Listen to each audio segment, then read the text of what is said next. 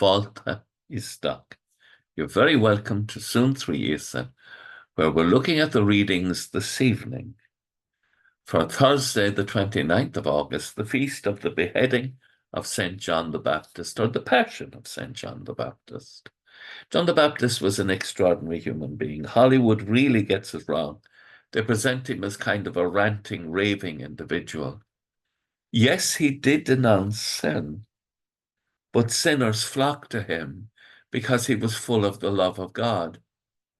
His mission, his father taught us in the Benedictus, was to make known the loving kindness of the heart of our God, who will visit us like a dawn from on high, and people flocked into the desert to see that.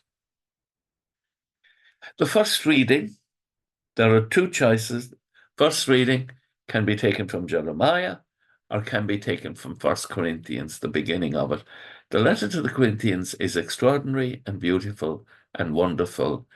And I wish in a way that it was read everywhere tomorrow. Because Paul has this line in it that God has joined you to his Son, Jesus Christ, and God is faithful. And because we're joined to Christ and his sacrifice, we will be okay. And we are not to be worried. We're to put our trust in the grace of God. And Psalm 145 picks up that theme. The Lord is great, highly to be praised. His greatness cannot be measured. I love that about God. His greatness cannot be measured. And then the gospel taken from Mark chapter 6 is the story of the Passion and how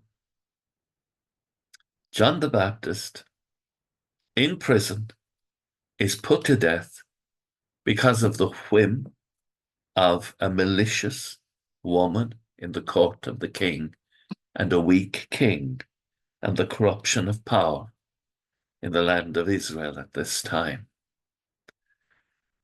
It is very hard. We should really pray for our politicians, pray for our leaders. It's very important we do so because it is so easy for them to be led astray. And we see it here. Herod, he loves to hear John the Baptist preach. And yet, he's instrumental in putting John the Baptist to death.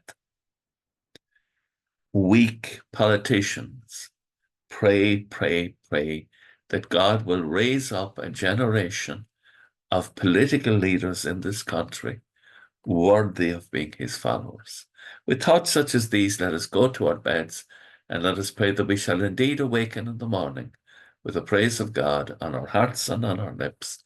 Agus gemana dia elakoktak shiv, ahor mak agus spirit nave. Amen. Slán go fóill. Bye for now.